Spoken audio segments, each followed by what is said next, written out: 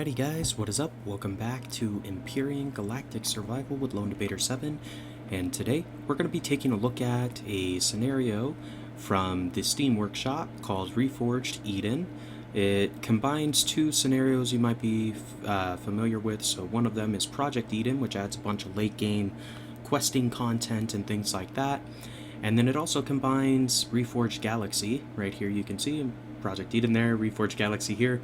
And Reforged Galaxy basically changes a bunch of different aspects of the game to make it more difficult, to make the progression from early game to late game a lot more challenging and a little bit more relevant. So like, we won't run into where, you know, we're 4 episodes in, we have a CV and there's nothing left to do. There will always be something to do in Reforged Eden for Empyrion 1.2.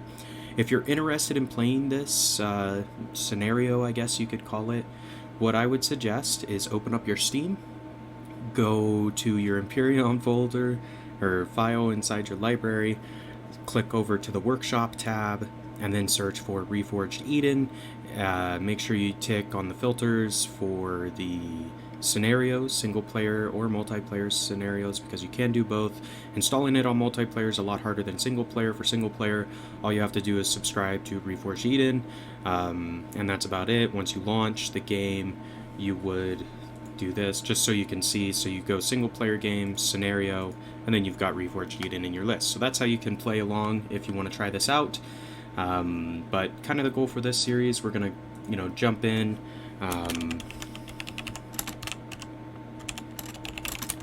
Just naming stuff.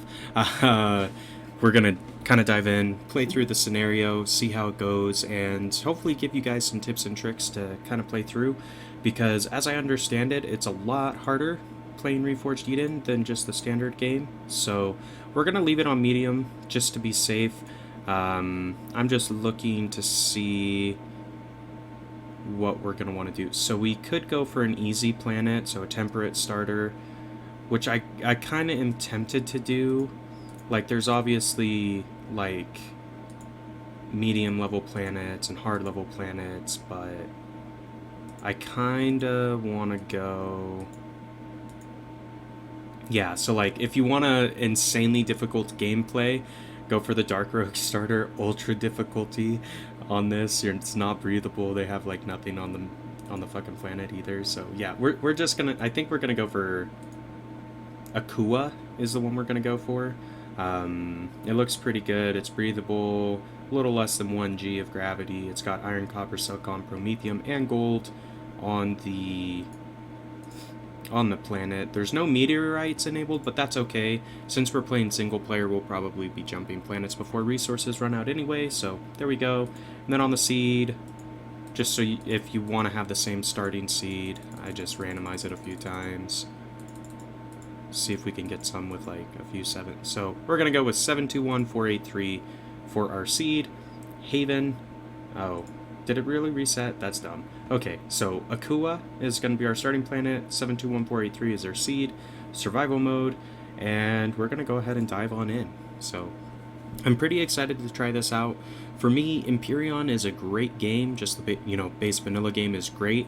However, I run out of things to do. Once I build a capital vessel, there's like no point in playing anymore, because there's no like end game content realistically. Yeah, you can jump between solar systems and star systems and stuff, but there's not necessarily a reason to do that, because typically you can find all the different resources, so Restrium, Sarcosium, those kind of things, either in asteroids or by warping over one star or something. So once you have a capital vessel, it kind of ends the game, more or less, in vanilla. With Reforged Eden, it should be a lot harder, meaning the enemies are a lot harder to fight, A, and then B, there's a lot more quests to do. So you've got like a mainline story quest that you can play along with, which we'll do for sure in this series, because it's, useful to you. But there's also endgame quests, so like once you go to the orbital trade station and stuff like that, you can pick up side quests from NPCs and stuff like that. So that's from Project Eden. And then the Reforged Galaxy, I think, changes the tech tree a lot, so there's a lot more technologies to unlock, meaning there's different weapons, different armors, different like blocks to put on your small vehicle, capital vessel, hover vessel, that kind of thing. So I'm pretty excited. It should be a different experience for me because obviously I haven't played this before. So I'm hoping that we will have a good spawn location near a bunch of resources so we can get started right away. The one thing I will say, base attacks are supposed to be significantly harder in this scenario pack, I guess you could call it. So I'm kind of curious to see how the difficulty feels. Obviously, we're only playing medium difficulty and we're starting on an easy planet, but even so, I think it's going to be a little bit of a challenge. So I'm kind of excited. I'm excited to share this content with you. I know it's been a few days since I uploaded last, but we're going to try to get some episodes pumped out on, Reforged Eden, Empyrion. That way we can show them or share them with you, and you guys can check out the scenario pack and see if you want to try it out yourself. I know that in the past my Empyrion episodes have been relatively popular, meaning that people have enjoyed watching them. So hopefully this will be more of the same. And if you like the video, be sure to leave a comment down below, leave a like. And if you want more content or want to check out other series if you're just playing the base game, go ahead and subscribe to my channel as well, because we do have a bunch of various content covering a breadth of games, including Empyrion Vanilla. With that being said, we have crash landed on the planet. We have woken up. Cool. So here's our escape pod. Alright, that's starting the quest. So there we are. He's gonna do his thing. That's fine. So I gotta remember controls here. So it is... it's not too warm. That's fine. So we're gonna put those two guys on our hotbar just to be safe. And just like with a normal playthrough, first thing you should be looking at doing is getting some plants harvest up to grind out your first couple levels. Look for ore bearing rocks so you can gather up some various, like iron ore, silicon, and that kind of stuff. So we're gonna go over here. We're gonna mine this iron rock, get some iron. Cool. Probably 4. Oh, maybe a little more. That's fine. Whatever. And we're gonna be... Basically, the early game is the same. You harvest plants, you harvest rocks, and you try to get a shitty vehicle built up so you can actually do some of the missions. Granted, we might be able to do the missions a little bit faster. It does kind of depend. So this scenario wants us to find a usable antenna to uplink, so we need to do that, but we'll kind of do that as it goes. One thing that they did change on the multi-tool is you do have a detector on your survival tool now. So we've got a silicon and a copper deposit. That's great. There is a spider's nest. Less great, but whatever. Maybe. Oh, I thought that rock was yellow. Okay, let's jump on over here. Do this. Alright, so we're just gathering some plants. We've got a few plant proteins, get some plant fibers, always good stuff. There are some wreckages around, so we can take a look. And I am just going to dig this out a little bit, because normally there are cargo boxes underneath the ground. If you're new to the game, you might not actually know that. So it is worth kind of digging, down into the ground a little bit when you find these structures, just to see if you can find a cargo box, because if you do, you might end up getting some good loot, which will help, propel you along a little bit faster. Doesn't look like there's one over there, so that's fine. We're just going to keep moving on, because not a big deal, all things considered.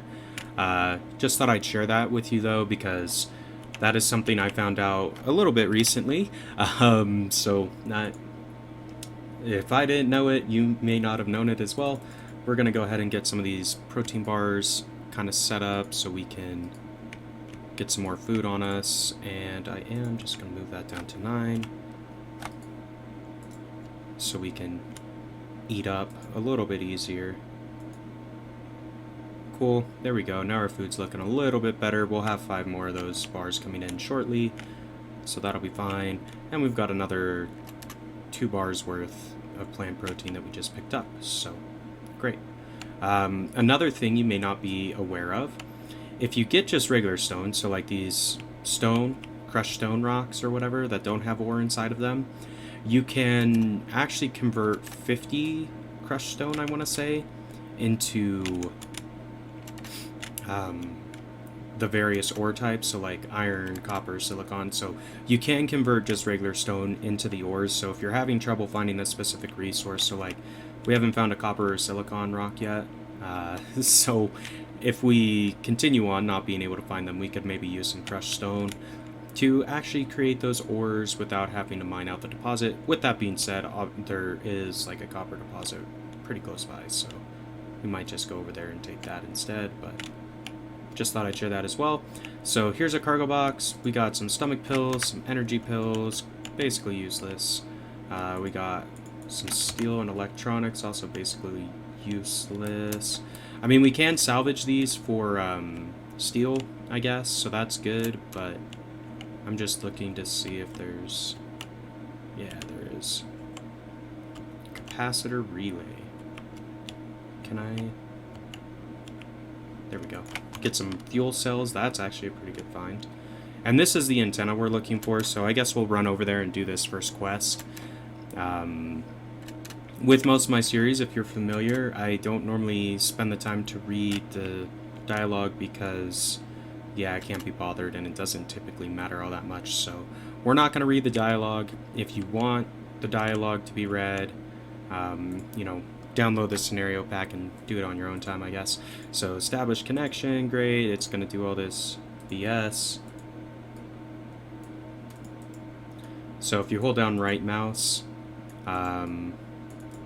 it will scroll through instantly, which it does give you these little tooltips up top, but just in case you're not aware, that's how I'm making stuff skip through really fast. But I think that unlocks our, it's called the IDA, but it's basically a PDA, so that's good. We are going to go over to this wreckage as well and just see if there's any more goodies awaiting us. I want to pick up these plants too. So to move around quickly when you're just on foot, if you hold shift to run and then jump at the same time, you will move relatively quickly because you'll do kind of like this bunny hop type thing, and it does pretty good. So there we go. Let's see. Do you have a box for me? Should have a box, you would think. This is a pretty big structure. Not really seen one though. Let's just go into salvage and break this wall real quick. Ah, it's just a steel block. Okay, fine. Forget it. Forget it. Cool. We'll begin this mission. Sure, that's fine. Alright. So, normally how I play this game is I try to get a base set up first, and then we build like kind of a garbage hover vehicle to kind of get around, and then go from there, try to get a small vehicle and that kind of thing. So that's my normal progression. Since the base attacks are supposedly a lot harder, I'm gonna maybe try something a little bit different. So I kind of want to get just a really basic hover vehicle setup for two reasons. One, it will increase our storage space because, as you can see, we do have this volume down here, so we can only hold so much in our inventory before we're full up and can't hold anymore. So yeah, once that's full, even if we find, you know, some good loot or whatever, we won't be able to take it, which isn't good. So building a hover vehicle, you can put cargo boxes on it, obviously, so that would be useful to us. And then the second reason for doing that is we'll be able to get around a little bit easier. I don't normally do the motorbike like step just because the motorbike's not that good in my opinion. So I'd rather just build a really small, really trash hover vehicle so we can get around with that instead. It tends to be a little bit better in my experience anyway, so we're going to do that and call it good. But it is kind of odd we don't have like a detector or an ore scanner or any of that kind of stuff, so I don't know what we actually need to do to get that, but that's okay. We're going to go ahead and do this. I'm just going to look at the tech tree. Yeah, so we do have some unlocked points, that's good. I think it's under MISC, Portable Constructor, so we definitely need that unlocked. The rest of this stuff can kind of wait, I think. I do want the shotgun just so we're not walking around here without anything. And I guess we could go ahead and take a look at the hover vehicle stuff. So I want cargo containers. And I'd like to get the detector as well. So we'll do that. As far as the rest of this stuff, I mean, the harvester module is good. The only thing with that is we're not going to be able to unlock the container for it as well, I don't think. Because that's 5 and that's 4. So let's maybe get the hover engine so we can build a little bit bigger one. And then it would be nice to get the thrusters. So we need to go one more level, I think, so we can get the thrusters unlocked. But we can now build a survival constructor, so that is great for us. So there's that. Let's go get some more XP and try to hit level 4. I'm surprised. I guess I maybe just haven't been paying attention, but I haven't really seen any level ticks come through and that kind of thing. So I don't know if that's just part of this. It doesn't tell you when you level up or what, but that's fine. Either way, it's probably just a setting thing on my end. I'll maybe take a look at that after this episode and see if I can adjust that, because I do like getting the notifications when I go up a level, just so I know, oh, I've got some more unlock points I can spend or whatever. So we are right over the silicon deposit, and since I haven't found any silicon, I am going to mine this out, I think. What is the... So I'm just trying to figure out the drone control, so I apologize. Normally it's F5, but I'm wondering if it's maybe bound to something else. Drop item. Console stuff. What the hell? I don't see it. Player drone, F15. Let's just rebind that to this one. This one? Sure. Okay. So same key, but whatever. That's fine. Alright, and we're gonna go grab this silicon. I always use my drone to do this. Just, it's a lot easier, then you don't have to worry about digging yourself out of the, you know, hole that you dig.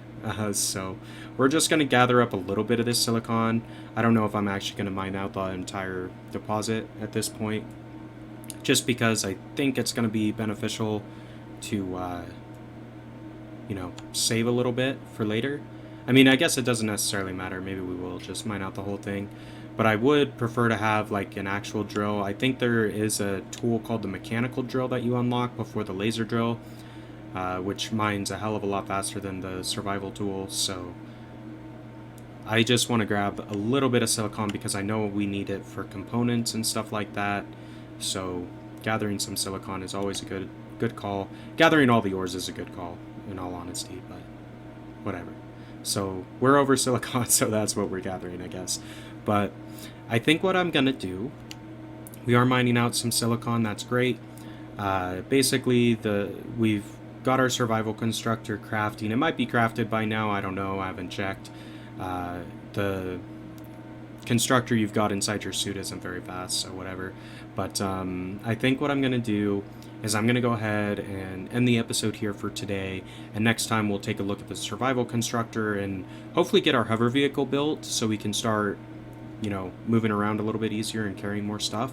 But if you enjoyed the episode today, be sure to like, comment, subscribe as always, and until next time, this has been Lone Debater 7, and we will see ya.